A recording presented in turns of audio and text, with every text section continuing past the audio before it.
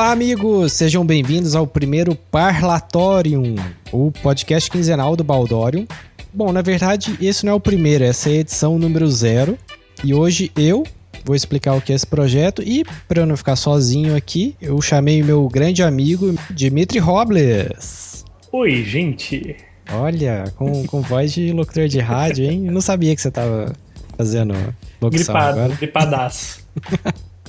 E aí, Jimmy, tudo bom? Tudo bem, e o parlatório? Vamos começar esse projeto ou não? Então, eu falei parlatório, mas assim, muitas vezes durante o decorrer das edições eu vou falar parlatório, né? Porque eu não consigo escapar do sotaque. Ou você vai falar podcast. Como é que você fala? Podcast do Baldorium. Como é que fala parlatório em Piracicaba? É igual também, com R? Parlatorium. Ah, tem um segundo R aí, né? Tem vários R's onde não deveriam e vários... O que o piracicabano puxa pra esse lado, o carioca puxa o S, sabe? As coisas, as pessoas... Então, é mais ou menos isso. É um podcast raiz esse, então, Exatamente. né? Os dois do interior e tudo mais. Jimmy, se apresente para as pessoas, relembre as pessoas um pouco do seu histórico de internet. Então, eu sou o Dimitri Robles, a gente começou um projeto, na verdade eu e o Baldo nos conhecemos no Cast Zone, que era o nosso podcast, né? Onde a gente discutia cultura Eu entrei pop. na edição 24, né? Vocês já tinham começado esse projeto. Insinuado com qualquer coisa, né? Essa numeração que você entrou. A gente tinha um podcast que a gente gravava semanalmente, né? Era eu, você, a Natália... Depende da época, a gente pode falar muitas vezes, mas tinha o Rafa, o Edu... Eu tinha mais formação que os Vingadores, né? Nos Bem mais, cara. Tinha mais formação que os Power Rangers aqui. Cada ano a gente mudava, mas... Na verdade, tudo começou com a revista online, né? Que era uma revista digital que chamava Ezone, acabou evoluindo para um site, que acabou evoluindo para um podcast. Deixou aí bons amigos e boas ideias, assim, projetos. Bons drinks. Bons drinks. Boas ideias que a gente tem vontade de voltar a tocar. E quem sabe no parlatório eu não seja um membro fixo assim, se o Baldo me permitir, né? Claro. Dica claro. aí. Eu não chamaria você para a primeira edição ou para a edição 0 se eu não quisesse contar com a sua ajuda constante e periódica nesse projeto quinzenal, né? Fico honrado, viu? E a gente tem um negócio de cultura pop, que eu acho que vai ser muito do parlatório aqui também, de a gente poder comentar sobre aquilo que a gente gosta, né? Que são games, quadrinhos, filmes, séries, qualquer coisa que... Na verdade, assim, não tem um limite, né? Vai mais dos nossos gostos pessoais, as nossas vidas, o que a gente tem consumido de cultura pop, né? Sim. E aqui vai ser o lugar pra gente fazer listas, pra gente falar o que a gente gosta, o que a gente odeia e... Aqui eu acho que é uma visão, assim, também de como o Baldorium é um site majoritariamente de listas e tops e que são coisas que eu gosto de fazer e é o jeito que eu gosto de me estruturar em escrever.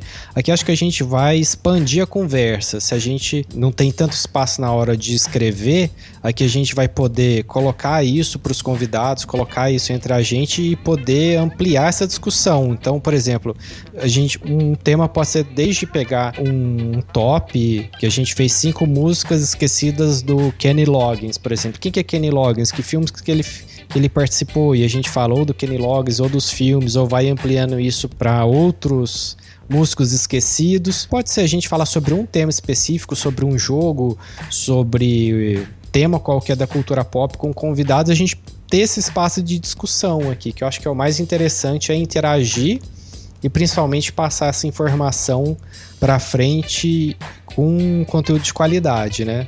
Isso assim espero, né? Assim, com certeza, é o objetivo, pelo menos. Começa assim, uma boa intenção. Apesar de ter eu e você no elenco, a gente quer passar um conteúdo de qualidade, né? Então... Apesar de, né? Apesar de, então eu não sei, né? E para quem não conhece o Cast Zone e quer ouvir edições antigas no Mixcloud do Baldorium, tem boa parte das edições, tem todas as edições que eu participei. E na medida do possível a gente vai colocando o resto das edições lá também para quem quiser resgatar essa história e ouvir sobre assuntos antigos e defasados, também pode passar seu tempo ouvindo o podcast lá, né, Jimmy? Com certeza. Ouvir besteira, ouvir nossas opiniões de... Deu uma bocejada aí, hein, Jimmy? Tá com sono? Não dei não. Acho que eu mexi o fone aqui. Ah, tá. Não, eu só tô zoando, pode continuar, não tem... Então, se vocês quiserem ouvir lá no seu mesmo, né, Baldo? Isso. Entra mixcloud.com/Baldorion, ele colocou ali os episódios que tem a participação dele, que são quase todos do 24 em diante. Isso. Mas a gente vai passar os programas antigos também para quem quiser ver, que são os piores, né? Quando a gente até o final a gente não sabia fazer, mas no começo a gente sabia fazer menos ainda, né? E aí agora a gente sabe fazer, né? Ah, não, porque agora tá tudo bem, né?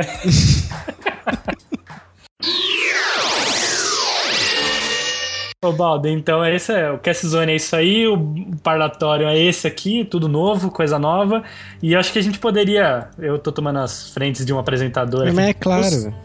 Mas, como você falou assim, né, o Baldorion é conhecido pelas listas, pelos tops, a gente poderia fazer uma listinha aqui, né, de momento 5 dicas aqui, pra gente indicar pra galera o que a gente tá ouvindo, jogando, lendo, comprando, consumindo, o que você acha? Isso, os 5 dicas, para quem não conhece no site, é uma coluna que a gente tem e que quinzenalmente a gente dá 5 dicas de coisas legais, sejam filmes, games, enfim, quadrinhos, músicas, sites, para as pessoas também curtirem em casa as nossas recomendações. Então acho que a gente pode fazer um bate-bola, jogo rápido.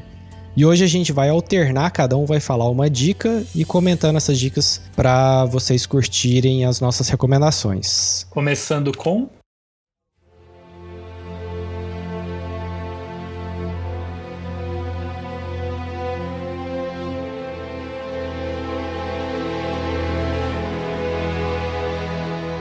Começando com um filme, um documentário que eu assisti, fantástico. Ele, se eu não me engano, ele foi lançado em 2011 ou 2012, que chama Jorodowsky Dune. A Duna de Jorodowsky. Jorodowsky... No, God, please, no! No! É um artista, se eu não me engano, espanhol, e ele é um artista gráfico riquíssimo. Se alguém conheceu um pouco de quadrinhos, ele junto com o Moebius fez o Oenkal, que é uma série de quadrinhos fantástica, uma série de quadrinhos europeu. Ele fez também A Casa dos Metabarões. Só que antes disso, ele se arriscou no cinema. Ele era um produtor, ele era realmente um visionário mesmo na linguagem, um artista muito vigoroso, assim, sabe? Apaixonado pelo que fazia. E o Duna é um romance do Frank Herbert, que é não sei se você lembra, você assistiu Duna com o Sting da década de 70? Não, cara. Eu ouvi um Nerdcast esses dias sobre isso, mas nunca peguei, não. O Duna é tipo uma fantasia, uma ficção científica. Tipo Star Wars na areia. Isso.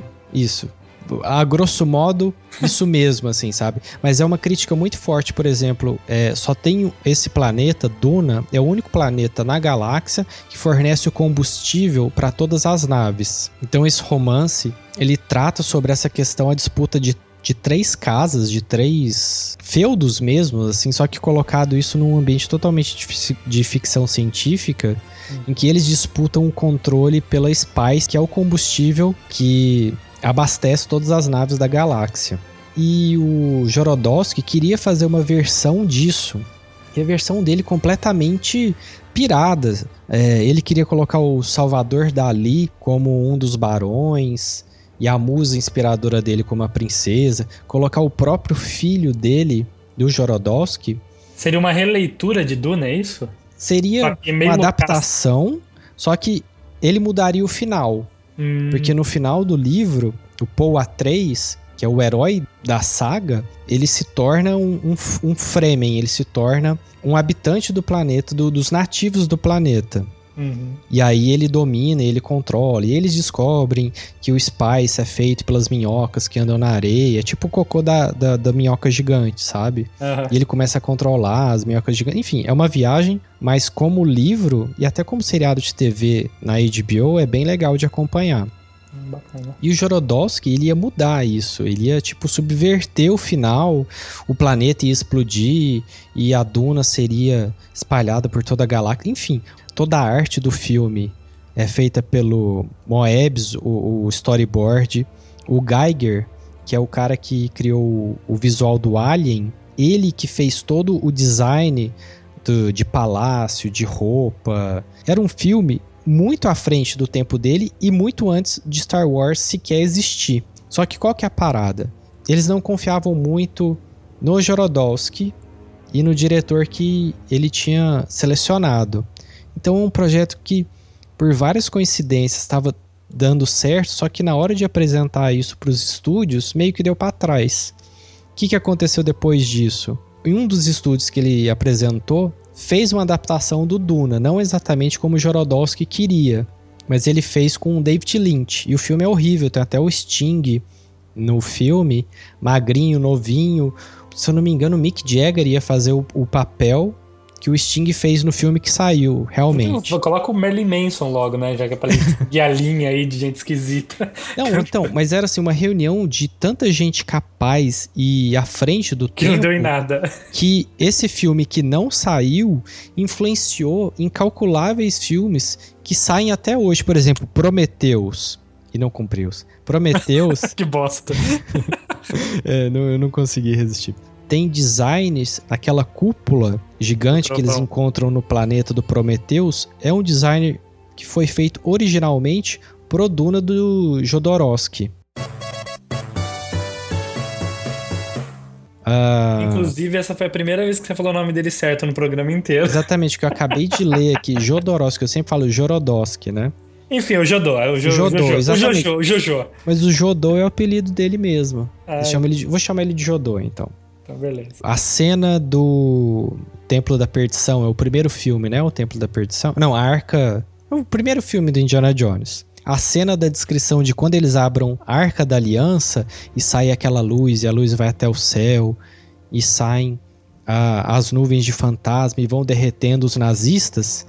Essa cena, quadro a quadro, foi descrita no storyboard desse Duna do Jodô. O visual de um dos palácios do Duna é a cara do Alien. O diretor que era para ser o cara do Duna foi o diretor do primeiro Alien.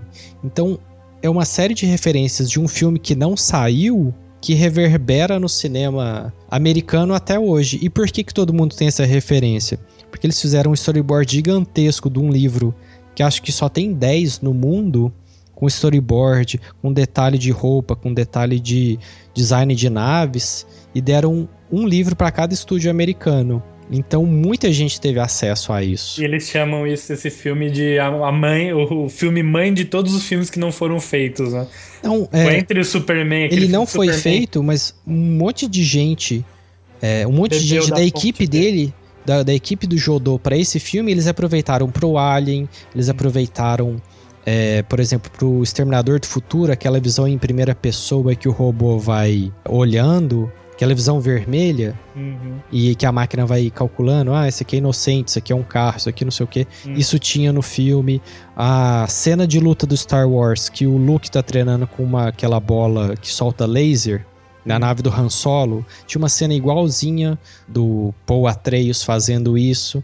Então é fantástico esse documentário, e é um filme que nunca saiu e provavelmente nunca vai sair.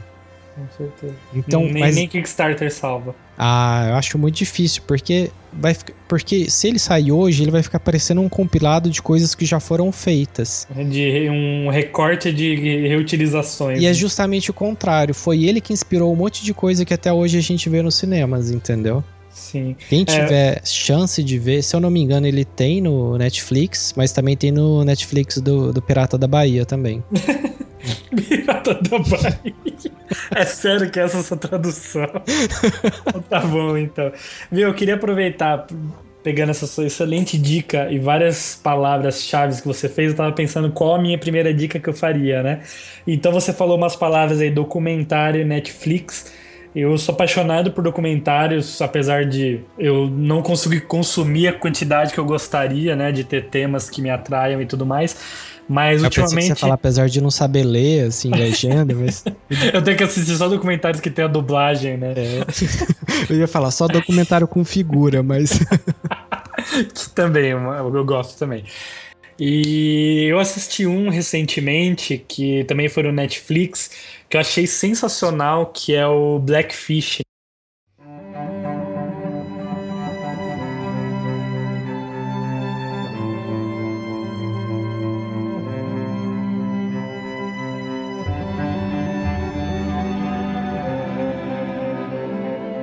sei se você já viu já. Sim, fantástico. Que ele conta, pra quem nunca assistiu, é um documentário que ele conta um pouco dos bastidores do SeaWorld, né? Na verdade, ele pega como mote principal a morte por uma das treinadoras das baleias no SeaWorld nos Estados Unidos, que ela foi morta por uma baleia, entre aspas, uma baleia assassina, exata, né?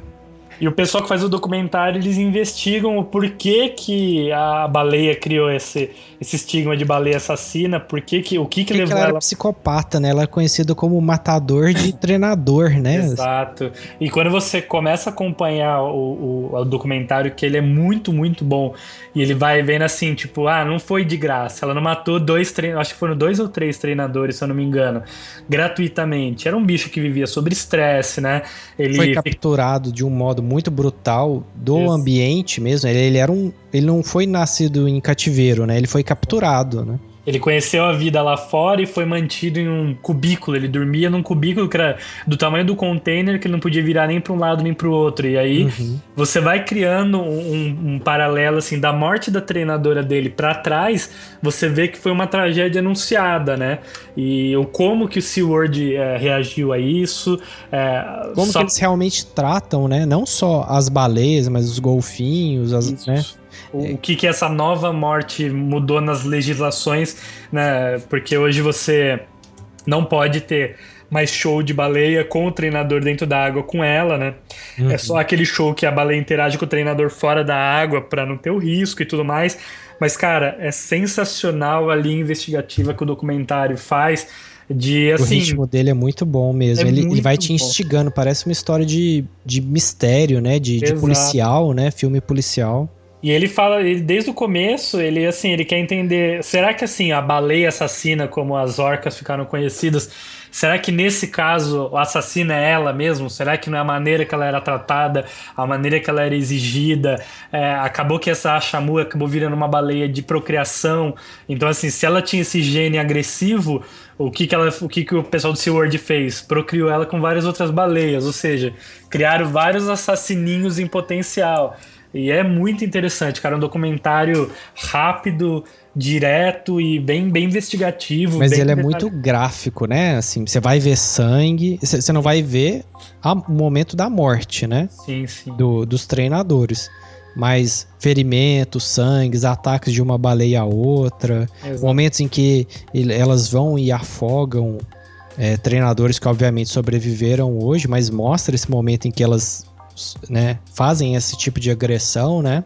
Ele é bem tenso e gráfico nesse sentido, né? Sim, ele vai fazer você querer ir procurar mais notícias sobre esses acontecimentos, assim, mas eu acho que o próprio documentário não é nem o objetivo dele disso, assim, de mostrar gore, sabe? Sangueira e etc.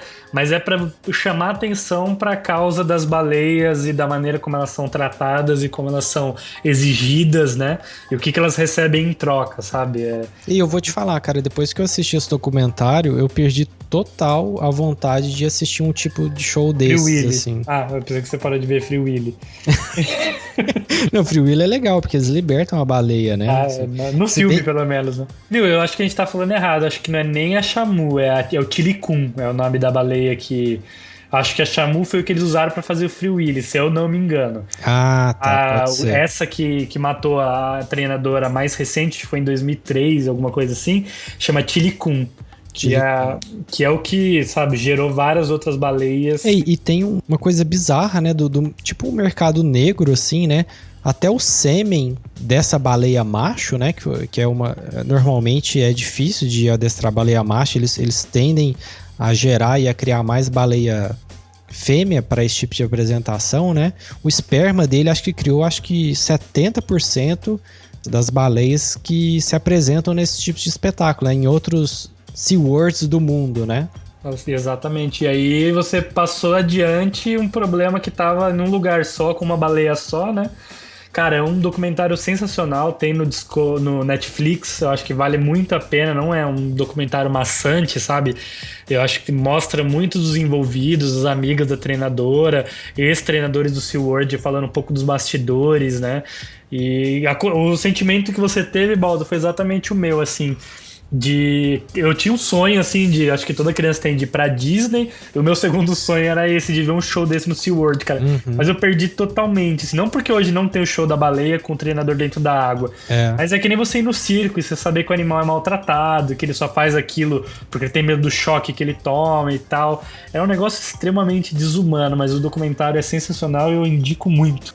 Acho que ele ganhou como melhor documentário no ano seguinte, o Oscar. E teve um movimento muito forte nos Estados Unidos de boicote a esse tipo de show, que eu até pensei, bom, agora vai acabar o SeaWorld e as pessoas vão se conscientizar, mas ainda continua lá. Mudando totalmente o assunto, falando de coisa boa, né? Vamos falar de TechPix? Bom, não é de TechPix que a gente vai falar, mas é de uma coisa eletrônica. Eu não vou me alongar muito por aqui, porque acredito que no futuro, aqui no Parlatório, a gente vai ter uma surpresa boa relacionada a um game para PC chamado Her Story, a história dela.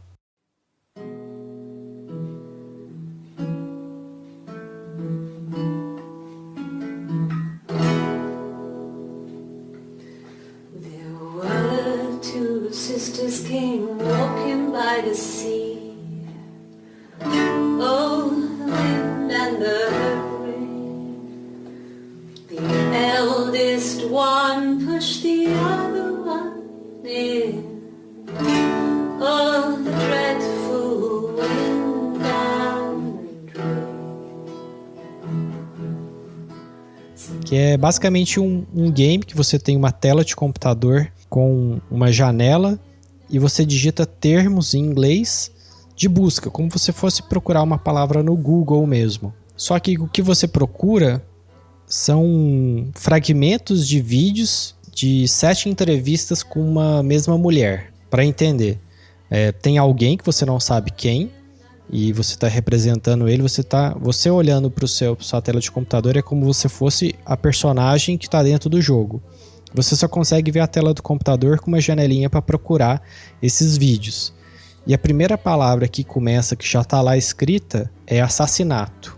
Quando você aperta Enter, ele te mostra as 5 primeiros fragmentos de vídeos que tem a palavra assassinato mencionada nessa entrevista.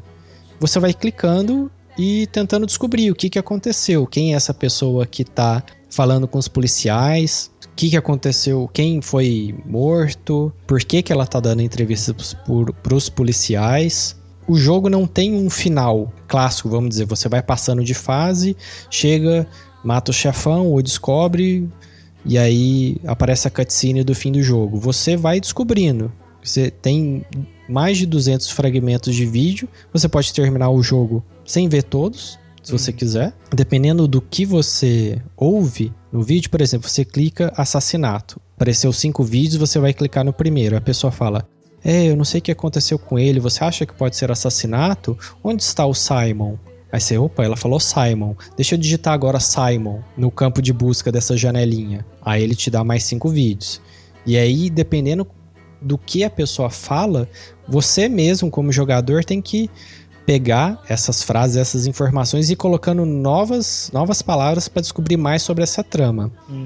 Pode parecer um pouco chato, maçante, mas a história é tão bem escrita e é tão bem feita. E por mais que no final do jogo você chegue e esteja explicado, ele ainda te deixa um monte de teorias sobre o que é e o que não é, que acho que só você realmente tendo acesso ao jogo e vivendo essa experiência que você vai entender a dimensão. E a gente tá... E não é aquele jogo padrãozão blockbuster, cheio de... Não, mas um jogo independente. Que chega despretensioso, né? Que você não dá nada. É um joguinho pequeno, teoricamente, assim, né? Desconhecido. Programado por um cara, obviamente que teve gravação, teve a atriz que interpretou, e ela é uma excelente atriz, e o pessoal que faz a trilha sonora também, dos poucos momentos em que tem trilha sonora.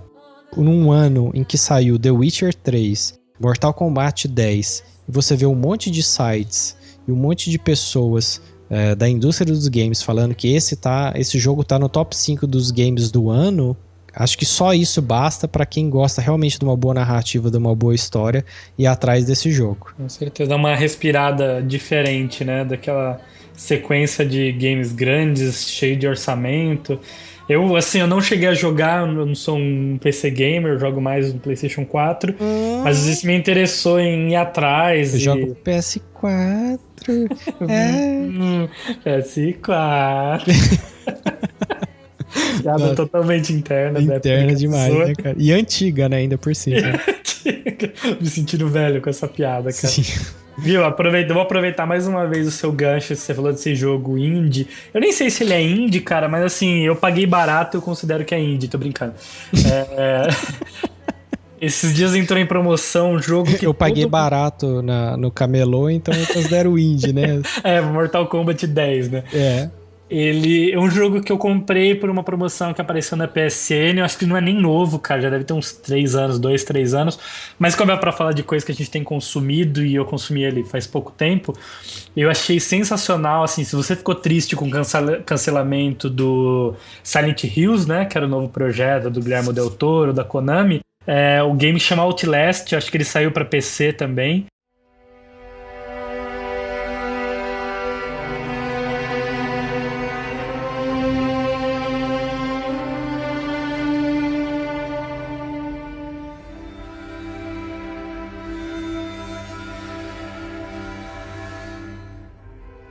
E, cara, é um jogo de terror, assim, absurdo, ao ponto de minha esposa que não gosta. Eu tenho muito medo, cara. Ela não gosta de jogar, ela morre de medo, mas, tipo, ela gosta de ficar junto só pra tomar os sustos que o jogo dá.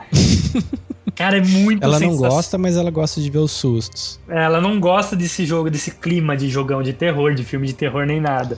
Assistindo acho que é melhor, né? Porque jogando é muito tenso, né? Cara, ele dá uns sustos que não são óbvios, assim. Acho que o maior problema do terror, pra mim, tanto em filme, série, qualquer outra coisa, assim, criar a atmosfera do filme de terror, de suspense, eu acho que não é dificuldade. O difícil é você surpreender, né? Você fazer um susto de uma maneira que ninguém fez ainda, você pegar o jogador ou telespectador de surpresa. E esse Outlast é bem isso. Eu joguei ele assim muito pouco, porque eu tenho que jogar ele entre as faixas que meu filho tá dormindo, meu filho é pequeno, né? E a cada susto que o jogo dá, acorda seu filho, né? Inclusive é um problema. Mas assim, começa com o jogo, parece que você vai investigar um manicômio, uma mansão, eu não consigo entender direito o que é. E, assim, não dá pra falar muita coisa sem você fazer spoiler, mas assim... Mas é em primeira pessoa ou em terceira pessoa? Vem em primeira pessoa. Ixi, tanto que os sustos, os medos, os sustos que o jogo dá, é exatamente por ele utilizar muito bem essa coisa do primeira pessoa, sabe? Tipo, você tá correndo de um cara, vê um cara enorme atrás de você, um cara grotesco, aí você corre e se enfia dentro de um armário. Aí você tá olhando, né, com a sua visão, que você controla o que você tem ali pra utilizar. Quando você olha pra fresta do armário, o bicho tá cafungando ali, sabe? Tipo, é muito, muito bacana. Eu paguei, sei lá, acho que foi R$28 o jogo, mais uma expansão na PSN, né? Mas se eu não me engano, ele tem pro Xbox, tem pro PC no Steam também. Sim. É um jogo, assim, parece que ele não é longo, sabe? Mas não sei se a história dele é tão sensacional quanto parece. Parece que ele não te entrega todas as respostas, sabe? Fica aquela coisa meio subentendida, assim. Mas acho que pela atmosfera de medo, pelos sustos, cara, é sensacional e vale a dica aí pra quem ficou órfão do Silent Hills. Pô, legal. Eu já ouvi falar desse jogo, mas como eu sou muito pé atrás com o jogo que assusta, que te dá medo, eu passei ele adiante. Mas eu ouvi falar muito bem desse jogo. Você é o quê? Você tá no manicômio ou falar um pouco da trama já entrega muito? Então, na verdade, pelo pouco que eu comecei a jogar, que assim, eu tô jogando muito fragmentado. Eu jogo 20 minutos num dia, depois eu jogo meia horinha no outro, né? Então é difícil eu seguir uma cronologia, assim, mas pelo que eu lembro, você vai investigar um assassinato que aconteceu no manicômio, alguma coisa assim, é num instituto psiquiátrico, sabe? Mas você não tem arma nem nada, você não pode atacar os monstros. Então, até a parte que eu tô, não. Você tem uma lanterna, você tem, acho que uma visão noturna, um óculos de visão noturna, alguma coisa assim. O que dá mais aquela sensação de de incapacidade, assim, porque se você vê, você torce pra você não encontrar o bicho, porque se você encontrar, você não vai ter o que fazer com ele, no máximo correr, né? Uhum. Então é isso que eu acho que ajuda, que era um pouco do primeiro Silent Hill, né? Você não era o motherfucker com uma 12 dando tiro na cabeça dos bichos. Sim. Você tinha que se esconder e usar o ambiente a seu favor e tudo mais. E isso foi uma das coisas que eu gostei pra caramba, por isso que eu indiquei, eu acho sensacional. Um jogo desse tipo, acho que falta, sabe? Os jogos estão ficando muito... como é que fala? Americanizados, assim, muito blockbuster. Eu pensei que você ia falar assim, falta tranquilidade, né? Na nossa vida. Não, falta tranquilidade não, falta... Falta tranquilidade, você vai jogar um jogo de terror psicológico, tá certo? Falta tranquilidade, não. Falta susto, né? Violência na nossa vida, né? A nossa vida é muito tranquila, né? Então... Tô assistindo pouco Cidade Alerta, daí eu acho que falta mesmo. É uma barbaridade isso.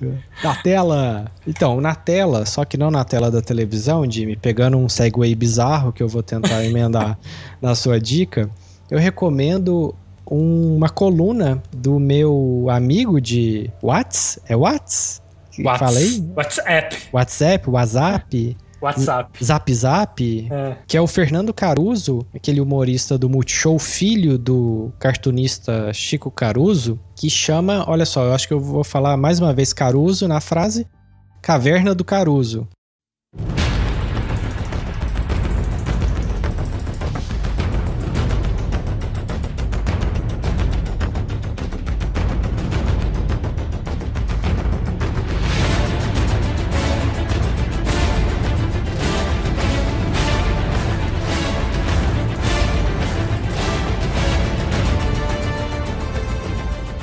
Acho que contabilizou 4 ou 5 Carusos já, 6. E ele, obviamente, pela influência do pai, né? Ele é um amante de história em quadrinhos. Inclusive, ele participa de vários podcasts falando sobre o tema. Possivelmente, bom, não posso entregar nada ainda, Jimmy, que estamos no passado, então não dá pra saber o futuro.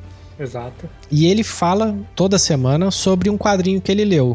Ele fala desde mangá, umas dicas fáceis como Dragon Ball, Monster, quadrinhos Invincible, que são quadrinhos de heróis, e até uns quadrinhos mais obscuros, difíceis de conseguir, e sempre falando por que o quadrinho é interessante e as vantagens e desvantagens dele, obviamente para você encaixar no seu perfil de gosto quadrinístico, se você vai gostar dessa história, se você comprar ou se você for atrás dessa história no Piratas da Bahia, né?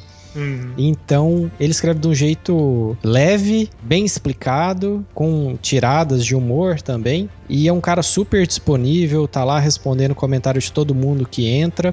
O link do Caverna do Caruso tá no post. Se eu não me engano, eu recomendei num 5 dicas do site, o site onde tá essa coluna, que é o Abacaxi Voador, que inclusive é um parceiro do grupo Epic, como o Baldorium também é. Então, para quem gosta de quadrinhos e quer sugestões interessantes, eu recomendo o Caverna do Caruso. E pra quem não liga o nome, a pessoa, o Caruso é aquele olhudo que faz sempre coisas ligadas ao humor no Multishow, né? Que ele tem aquele olho esbugalhado, cara, que é dono de um humor assim que eu particularmente acho muito inteligente. Sim. O cara é muito ácido, Ele é muito bom, o cara é aquele negócio, né? Além de ser muito inteligente, ele é muito gente boa, né? Deu 4 dicas, né? Com essa quarta? Não, eu falei 3, você falou 2. Então, fechou. Vamos finalizar. Então, 3 mais 2 é 5, Jimmy. Ok. Ok, Jimmy, obrigado. Essa aqui é a edição 0 do Parlatório. Só pra gente ir introduzindo devagarzinho o projeto, pra vocês conhecerem, pro Jimmy e eu voltarmos a essa dinâmica, né, de podcast. Se vocês quiserem mandar e-mail, é só mandar pro contato@baldorium.com.br. No Facebook tem nossa página, facebook.com/baldorium. Twitter também, @baldorium. O Mixcloud, o canal do YouTube, tá tudo no post. Curtam, compartilhem, aquela história toda. E gostaríamos que vocês também divulgassem se gostarem dessa nossa proposta. E acredito que daqui pra frente só tende a melhorar. Jimmy, considerações finais? É basicamente isso, galera. Curtam, compartilhem, sigam, opinem, participem. E eu também queria deixar o meu projeto que atualmente eu tenho tocado, que é o Sim, é verdade. Mil Coisas para Fazermos Antes de Morrer, que é uma lista que eu e minha esposa e meu filho fizemos para basicamente fazer 1000 coisas que nós queremos fazer antes da gente morrer. E são coisas que vocês podem acompanhar, se inspirar, fazerem suas próprias versões, compartilharem as suas versões dos itens. Toda semana a gente compartilha uma coisa separada por categorias, né? Como lugares que a gente quer conhecer, aventuras que a gente quer ter, atitudes que a gente quer tomar, coisas familiares e etc. E a gente vai sempre colocando ali para vocês acompanharem, curtirem e darem seu feedback também de como isso pode impactar a sua vida, né? Que às vezes a gente deixa de fazer algumas coisas sempre na correria, a gente fica tão preocupado em ganhar dinheiro que a gente se esquece de planejar como curtir esse dinheiro com qualidade, né? Eu acredito que não tenha nada melhor do que você ter histórias para contar na sua vida. E é isso, basicamente, o projeto 1000 Coisas. Você entra no Facebook, procura aí facebook.com/1000 coisas para fazermos antes de morrer, ou na pesquisa você coloca 1000 coisas, que ele já vai ser um dos primeiros resultados. 1000 com 1000 coisas antes de morrer, lá Isso. no Facebook. Jimmy, dessas 1000 coisas para se fazer, quantas você já fez? Você tem isso contabilizado? Não tenho, assim, eu marquei depois que a gente Você não sabe fez contar até hoje mesmo, né, Jimmy? Eu não consegui somar o top 5 de 3, mas... Não, mas é que assim, a gente fez a lista, depois a gente começou já a marcar as coisas que a gente já completou. Uhum. É pouquíssimo, assim, perto das coisas que a gente pretende fazer, mas... Acho que das 1000 coisas a gente fez umas 20 ou 30, é muito, né? Uhum. Mas a partir de agora, a ideia é evoluir o projeto. E sempre na capa do Facebook a gente vai deixar a próxima coisa que a gente tá planejando fazer, que nesse caso agora é pular de bungee jump, eu e ela vamos saltar e tal. É mesmo? Sempre vai ficar um spoiler ali. A capa do Facebook é o próximo projeto que a gente tá colocando em andamento aí. E se vocês tiverem dicas, coisas que a gente ainda não fez ou que você não viu ali, fiquem à vontade pra sugerir, opinar e acompanhar esse nosso diário da vida aí. Ô Jimmy, o bungee jump, você tem que, né, ficar com o esfíncter bem preso, né? Assim, porque dizem que a pessoa fica com medo e na hora que pula, tem alguns vídeos aí de internet que diz que solta tudo, né? Assim. Cara, eu não tô muito preocupado com isso, não. Eu tô mais preocupado de pagar o salto e chegar lá na hora e dar uma regada foda, né? Ah, sim, tem isso, né? É mesmo, né? Mas, assim, é aquela coisa, cara. A gente só vai saber se a gente tem coragem de ir ou não na hora que a gente estiver lá e... pelo menos não vamos deixar o medo fazer a gente não tentar, pelo menos. E se vazar alguma coisa na cueca, é 1001 coisas, né? 1001, exatamente. Cara, tudo que a gente fala, dê certo ou dê errado, que seja história pra contar. Tá certo, Jimmy. Valeu, obrigado, gente. E até as próximas edições do Parlatório. Falou. Tchau.